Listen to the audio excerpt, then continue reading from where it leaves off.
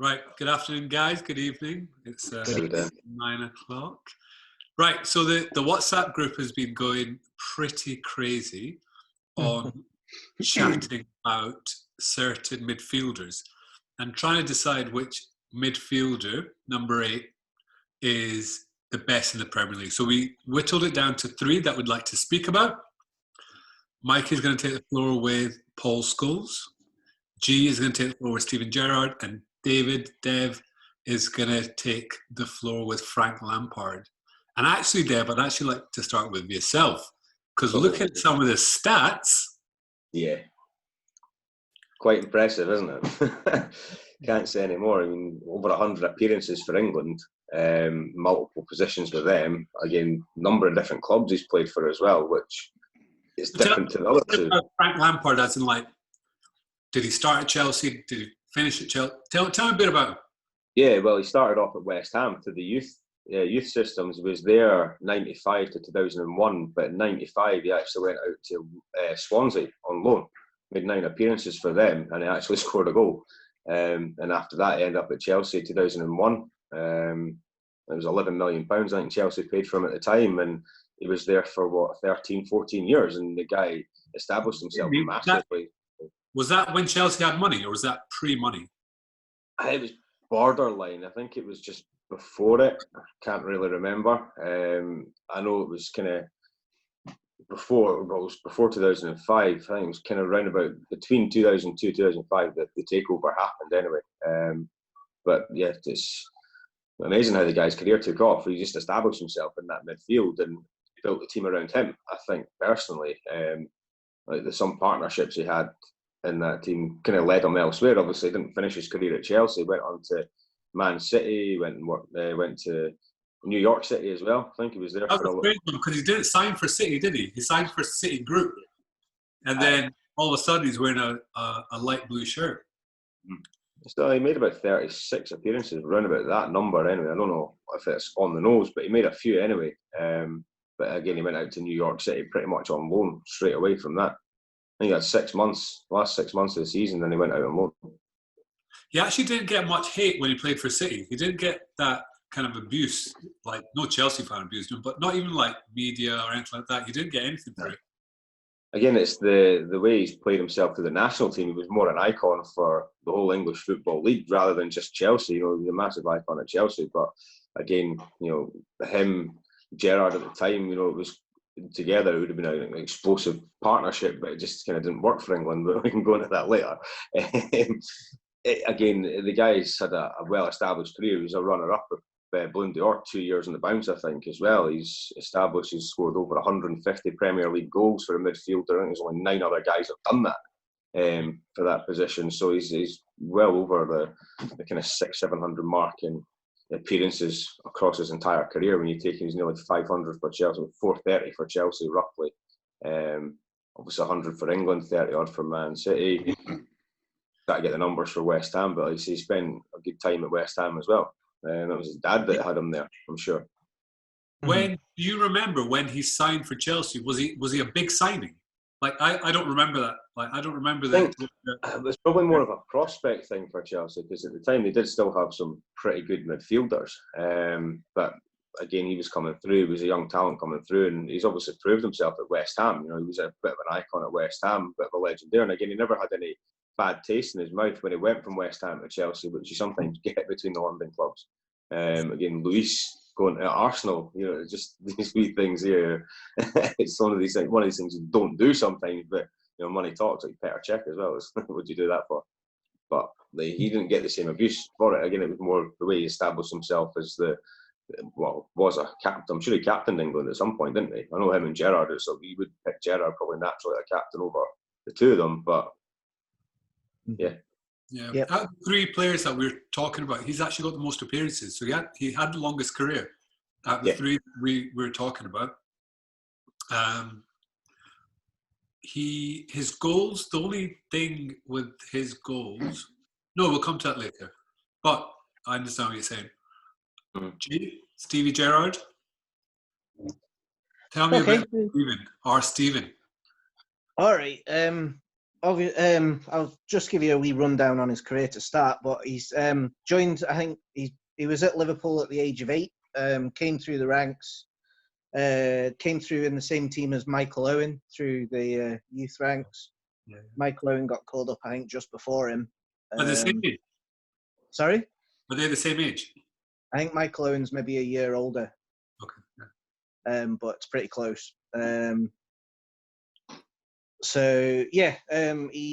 made his debut at 18, came on as a right back, last couple of minutes against Blackburn. Vegard Heggen crawled off injured, I think, so he was the only option on the bench at the time. So came on, played at right back. I think he played another couple of games at right back that season, but obviously predominantly where everybody knows him at is central midfield, running the game. He got made position when he was playing right back, or was that his preferred position at the time? No, he was played out of position. He's always been a midfielder. He came through as a midfielder, but it's just similar to Trent Alexander-Arnold at Liverpool now. He was a midfielder coming through as a youth player, but they've sort of turned him into a right back. Whereas at the time when Gerrard came through, we had decent right backs, but it just happened that they were both injured at the time. So he played there and then came through as a midfielder. Made his debut at 18. Was made the club captain at, I think, the age of 23. After already winning, I think, an FA Cup, a UEFA Cup, and a League Cup in 2001. In 2003, he got made club captain after Sami Hyypiä. Sami Hyypiä actually had it taken off him because he had a dip in form. So they gave it to Gerrard. And then, he captained the club all the way through. Made his England debut, I think, at 20. Played, I think he's got the 4th most appearances for England. Captained England, captained Liverpool. So that's pretty much top and bottom on his career. Obviously, won the Champions League in 2005. Won everything you can win other than the one trophy that he probably really wanted to win for Liverpool. And then in 2015 went to LA Galaxy and finished his career in the Sun. So, yeah. I remember the time when he was actually with Chelsea. That was very, very close to happening. Like, I remember that was like imminent. Everyone expected it to be done the next day, and everyone's like, "Oh, Steven Gerrard's gone. He's gone to Chelsea. This, that, and the next thing." And then it was very last minute. He was like, "If I want to win anything, I want to win it with Liverpool." And he was really just a one-club man. Like, I know he went to LA Galaxy, but he was like the epitome of someone who probably had enough offers on the table to get away. Yep. I know Alex Ferguson tried to sign him twice. Real Madrid wanted him. Chelsea wanted him. Basically everywhere Mourinho went wanted him. There was plenty of offers on the table, always has been throughout his career. But stayed where he was.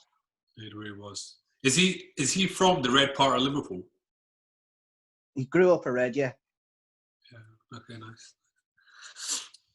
Mikey leaves us with Paul Scholes, another guy who's a one-club man. He's defined by Man U, spent his career at Man U. He is one of those guys that gets talked a lot about in that class of 92, 96, 92. It's class of 92, but he was actually a member of the team that was the year after. Him and Phil Neville were actually in the class of 92. Really? Part of the 93 youth club team. They got to the documentary, isn't he? Yeah, because literally it was the same with Phil Neville. They were just because then they all came through together. You're not going to say the class of 92 and 93. Giggs and obviously Gary Neville and Nicky Butt and those, but they'd come through the year before. But yeah, it was the same batch. They were just a year apart. Tell me a bit about him. What age did he sign at Man U? Well, I mean, it's really interesting with Scholes because I actually, it's an interesting one, sort of a side part with myself, but I used to go watching the youth team play when I was a kid. And see, on the day that Eric Cantona was supposed to go to his court case, they had the appeal. And I went to the training ground that day and I met Cantona, which was mad. So I'm just a little kid and I got him to sign my shirt. And then in the corner, I saw some of the youth players playing. I'd seen this little ginger kid who had his debut against Port Vale, like maybe a couple months earlier. And I just made a beeline for him as well and was like, Scholes, can I have your autograph? And all the kids were mad embarrassed. All the other players were like, oh, fucking hell, no way. And he was like, just, do you know what I mean? Signed it. Little did I know that I was putting the most iconic player signature on my shirt next to the most iconic player signature on my shirt. I didn't know I was doing that at that point. It's quite a mad thing. So they're sort of paths crossed there because Scholes very much got his break in the team really because of Cantona's suspension. What was it you described it as? Mixed martial arts. essentially, he kicked a racist, so he's fine.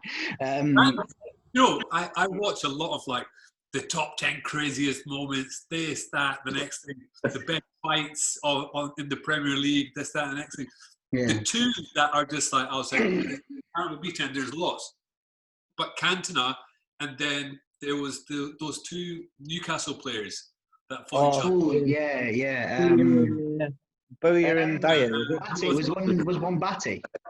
Nah, that was Blackburn. That was Blackburn, I think. Oh, right, okay. Lee Bowyer, who's the other guy? Kieran Dyer. Yes. Oh, yeah, it was, yeah. But yeah. Like, see if I show anyone these days, like younger people, like, oh, Cantona did this. They're like, dude, what? It's like, mad, isn't it? When you see it, you're like, still today, you're like, how does that even happen? But it was Paul Ince was the best bit for me. Paul Ince went in after him going, come on, we'll take you on. So, yeah, it was quite wild. But obviously, United really took a lot of, that was the first, United didn't win the league that year, won it back the year that Cantona came back. So they really they missed Cantona, but Scholes kind of got his chance. Scholes kind of broke through back when, obviously that day, there was pretty much most teams played 4-4-2. And Scholes was kind of the one behind the one in a 4-4-1-1, if that makes sense. So he kind of, for his first couple of seasons, he actually played a little bit more off the striker. And then over the next couple of years, he developed more into, I guess, what you would call the number 8 with a license to go forward. So it's kind of, that for me, it's kind of equivalent to, he kind of started like more of a number 10 and then went back into the number 8. That's kind of, but he had very similar to Lampard in that late run into the box, goals and in unmarked, that kind of sort of style of play, goals and assists. He was that kind of player. He had a run back as kind of a number 10 again a couple of years later because United signed Juan Veron. And then unfortunately for Ron, that move didn't quite work out, which is a shame because he was such a good player. So Scholes kind of then went back into more the midfield again. That's when he kind of, so really, yeah, he spent, Scholes' career kind of breaks down into roughly into two halves. But I would say it's kind of 11 years versus 8 years. You've got the first 11 years where he plays as that number 8 type of late run into the box. But then those last 8 years, he kind of become much more of a deep lying player. It became more like, if you're comparing him to, say, someone, for example, at Liverpool, he's probably closer in profile and style to someone like a Xabi Alonso than to a Steven Gerrard in terms of the style he became afterwards. But as I said, the English media do like the old golden generation comparison, don't they? So it obviously gets pushed quite a bit. But Scholes went kind of deeper in it early in his career, and a lot of it was to do with United's rebuild in the mid-2000s. Particularly, there'd been a few kind of departures, Beckhams and Jaap Stams and players like this, but it was really Ruud van Nistelrooy and Roy Keane. When these kind of players moved on, the younger players in the team, your Ronaldo and your Rooney's, had started to become the star players, and as United built this kind of new team again, Scholes very much replaced Roy Keane as being more the kind of the heart of the midfield. Whereas previously, Scholes had been the one who had more license to go forward as kind of the number 8. So, and I'm sure we're going to get into some stats on this. And what's really interesting when you go with Scholes' stats is kind of his numbers of what he was posting more as an attack-minded midfielder to Keane leaving and Scholes become deep lying. It's quite different because stylistically, Scholes was used quite differently. And kind of controversially, I prefer Scholes, the deep lying Scholes, than the one that had the license. Because for me, when he became like the footballing equivalent of a quarterback, if you will, that's the Scholes that I envision as just being the one who absolutely, the brains of the operation that runs the team, if that makes sense. That's the Scholes. Yeah. Because I've definitely got a thought in my head about this, but for you, when did Scholes become a superstar? When was he, for you, considered a superstar? See, this is where I think Scholes is a little bit different to the other two. Is that he wasn't really United had a lot of star players. Scholes was almost like the player that knitted a lot of that together. Like I think the other two were more definitely out and out star players of the team. They were probably more kind of. Scholes really didn't like the celebrity life. He famously hated being in front of the cameras. Stunned everyone when he became a pundit because he was like because he'd always hated that. But Scholes was almost the I'd say he was the kind of he was more the director than the lead actor, if that makes sense. He was like the conductor of the orchestra. It was like he was the player that one of those players that stopped United being like Real Madrid's Galacticos that almost became less than some of their parts. So they had signed so many stars and stopped winning trophies. Whereas Scholes was kind of one of the real players that glued a lot of that together. So was he ever the star player? I think United had so many star players, and I think Scholes didn't have the same level of ego. You'll notice Scholes never clashed with Ferguson like that, like so many did. Scholes was the player that would knit a lot of that together. So, yeah, I don't know if he was ever the star player like that. Okay, he became a legend after he retired. So that's what I was trying to get to. I was Gets better every year he's not been playing. Well, again, though, I think before we get no, it's cool. No, I get it, but I get it because if you watch that, Scholes in my head became a huge player after he'd gone, and you realise that actually this guy was incredible, and he was. Like, we can't say he was an incredible player. But that, for me, happened after he retired. Mm-hmm. And during his play, you'd be looking at Ronaldo and Beckham and other players that were up front, scoring the goals or had all the plaudits or whatever. And I don't know if it's just me, but I think assists, even for me, is quite a new thing. Like, over the last 5, 6, 7, 8 years, I've been like looking at assists. I wasn't looking at assists in the 90s. I wasn't looking at like who got the pass before the goal went in. I was just looking at you look at. I think it depends on how you look at the game. I think you look at patterns of play and you kind of know when you're watching who's kind of having an effect on the game. Yeah. You're really paying attention, and especially, and obviously everyone's got their own take on the kind of style of football they like, and the players, they're like, I just like the way that player looks when they're on the ball, the way they make things move. And I think for me, it's mad because we'll get into some stats, but I had a look at a lot of Scholes' stats in the earlier parts of the day and of his career, and it really does kind of make sense to what I remember of the player Scholes was in kind of, I wouldn't say 2 halves, because I'd say it was kind of 10/11 years to maybe the final 8 years, but he was playing a very different role for the team and was effective in very different ways. Like, it's kind of mad, but if you actually look at his stats over his first 10 and 11 years, he scores better on goals and assists than Gerrard and Lampard. No, he doesn't. Yeah, he does. We'll get into the stats, but if you look at it, we'll get into the stats. Yeah, he has the highest goals and assists. So over each player's first 10 seasons, from when they first broke into the team over the first 10 seasons, Scholes has a higher average of goals and assists. We'll take a short interval here to check the stats. We'll post all this up and you can see. But the point is, for me, like, as when I saw that, it wasn't really like I'd watched Scholes play the game, so I understood that he was very good at that late run into the box. So he understood the impact on goals and assists. But when I was, but then when watching Scholes towards the second half of his career, that for me is actually where Scholes was the most important player. Because it was the Scholes' key thing was he was the brains of the operation, and it was the way that he set the tempo for the team, and that was really, really important. When to slow it down, when to speed it up, and when to make sure that, Rio called him sat-nav, right? Every pass reaches its destination. But he was that kind of player that meant that, the team had a foundation to become serial title winners. Scholes was a serious part of that. I'm going to throw this one at you. I'm getting into stats, and I'm going to bring G into this as well. So Scholes has 500 appearances, 499, 500 appearances, and in those 500 appearances, he's got 9,800, just shy of 9,900 passes, and passes per match is just under 20. When we look at Steven Gerrard, he's got 504 appearances, so he's got 5 more appearances, but his passes are 15,000, and passes per match is 30. So I'll come in with G with that one. Mm-hmm. Like, when you're talking about the brains of an operation, the sat-nav, whatever, Was Scholes more of a sat-nav than Gerrard was? I agree with you, Ali, in that, yes, Gerrard had more passes than Scholes per game. He also had more touches per game as well. Which suggests to me that everything went through Gerrard at some point during the game.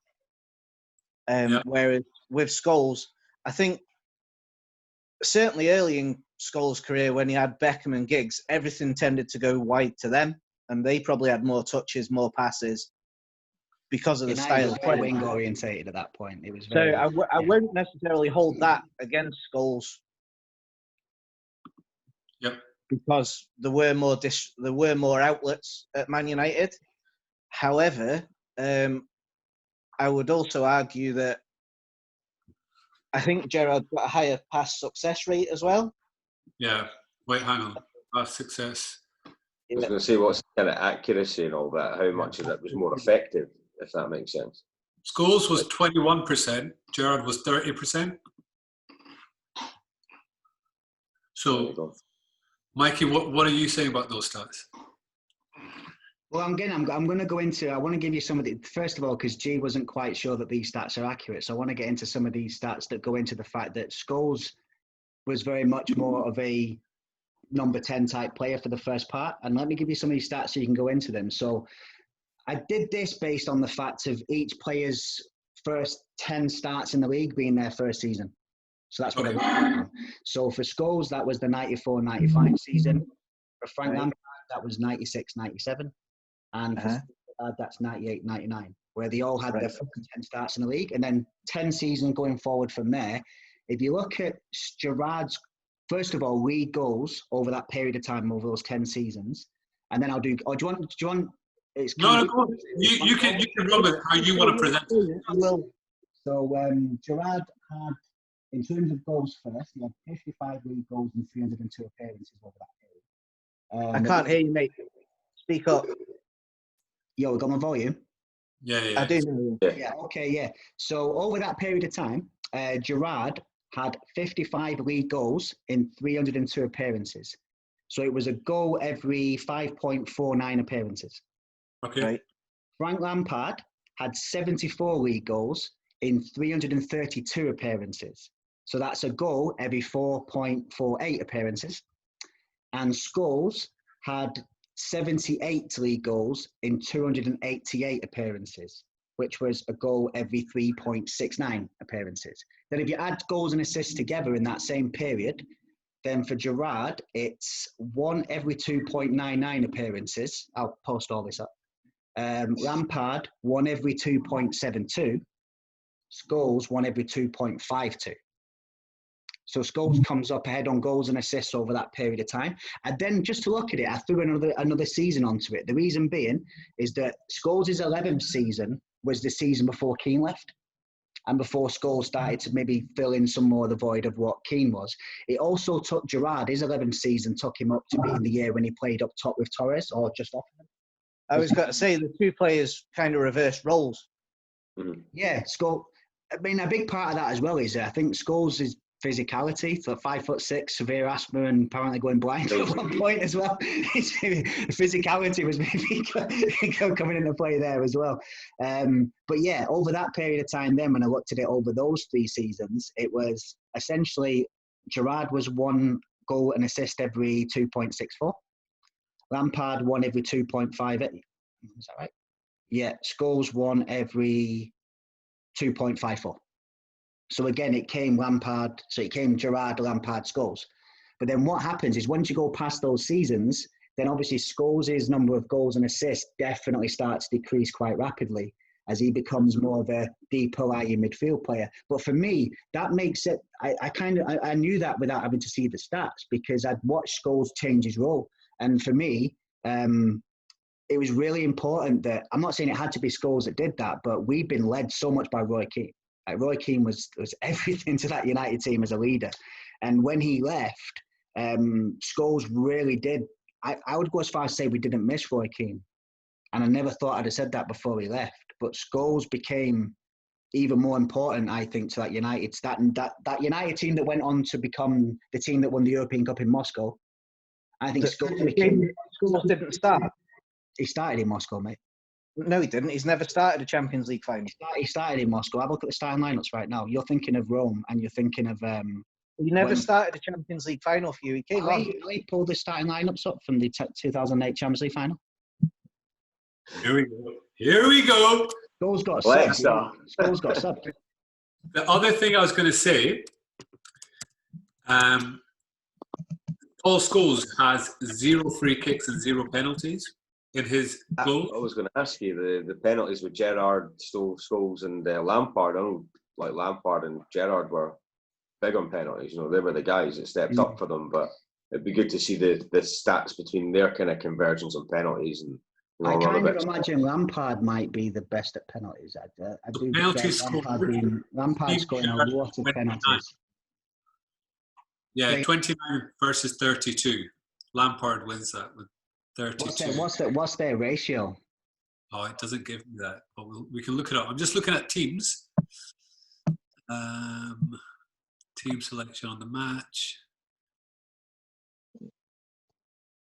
Yeah, guaranteed place starting line for Paul Scholes after the midfielder missed 99. I read in like 5 or 6 different places that he's never started a Champions League final for you in 3 attempts. He started in the one we won, and he missed the only one because he was suspended. He lost the 2 that he didn't start the 2 that we lost. And you got to remember, Scholes is like one of the Scholes' thing. Like every player had a slight Achilles heel. I think say Scholes was the tackling. And whenever United played against a team where, and this didn't happen too often because United were very dominant at that point under Ferguson, as we all know, because I got a sore throat. But yeah, very, very sort of dominant at that point. But whenever we played a team that were expected to not dominate the ball, and the 2 that kind of spring to mind were Wenger's Arsenal and Pep's Barcelona team that rewrote the football manual, to be honest, at that point. You knew that would obviously slightly diminish the impact that Scholes would have as a deep-lying playmaker. And then you add to the fact that he can't tackle, and then to the fact that United had so many good options, you would often see Scholes maybe come out for somebody like a Park Ji-sung or a Darren Fletcher, and United would use that rapid counter-attack that we had. But the point is, over a body of work of a season, Scholes would be in there pulling the strings, and Scholes wouldn't be clashing with the manager like some of the other players did because he didn't have the same level of ego like that. Scholes wasn't somebody that wanted to be the out-and-out superstar. So for me, it's not just Scholes because he played for Man United. Like, let's just be clear. If we were sat here right now debating Beck and Keane, Scholes against Giggs, I'd be Beck and Scholes. Like, Scholes is my guy.